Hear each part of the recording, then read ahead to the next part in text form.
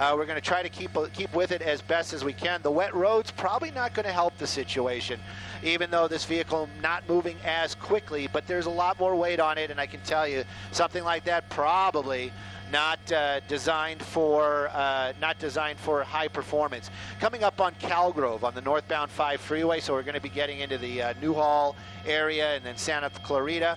This vehicle continues to elude the officers. Right now, follow and bide the time is pretty much the plan, I'm sure, because this person, if he's involved in a domestic violence, this is going to be a type of situation where this person is emotional.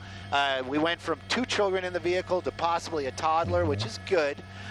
You know, we're down 1 child as we would be looking at it. Obviously, there's that pet inside there. We're concerned, but that dog does not seem to be the aggressive type as it's sleeping there in the passenger seat. California Highway Patrol, their options right now pretty much to follow, keep the public at a safe distance. There might be an opportunity for spike strips. But if there's a lot of other vehicles on the road, we've watched them in the past, how they deploy those spike strips, meaning how do they get them out in front of the car. It's not as simple as it looks, even though they are designed to be very effective. But on the freeways with other vehicles out there and what lane he's in, it's going to make it a little bit more difficult. So their options right now, follow, keep public safe, and just see where this thing takes us. Yeah, and this might go on for a while, Stu. As we know, these they're not designed to get the best mileage per gallon, but they do have some pretty big tanks. This is a travel vehicle. Most definitely, and we don't know when he filled up the last time, how much gas he has, but you are right, this vehicle is designed for long trips, and so we can only wonder how much fuel he has, what his plan is. It started up here in the Santa Clarita area. I don't know what the connection is. That would be interesting to find out, but the law enforcement right now, there's a sheriff's ship was over it earlier.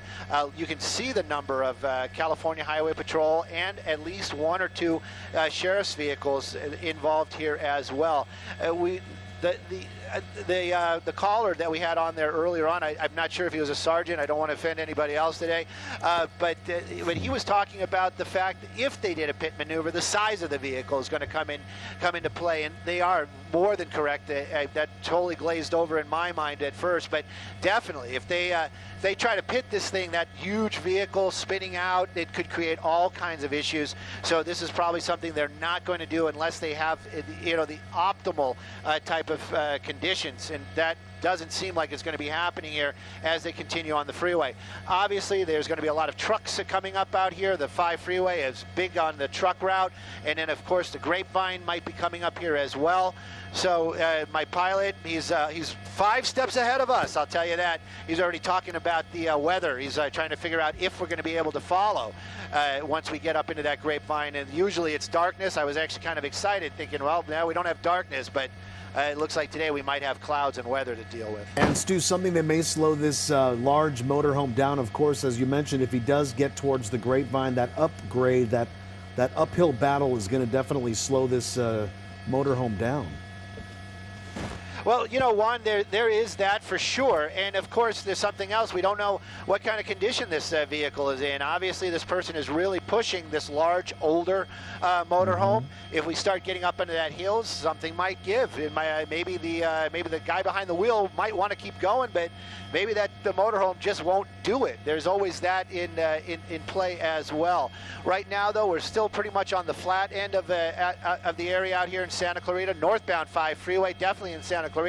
I haven't heard the streets, but I'm looking out the window, and we're coming up on Valencia Boulevard.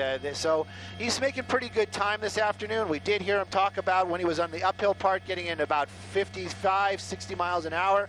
Right now, though, I would be guessing that he's probably closer to 70.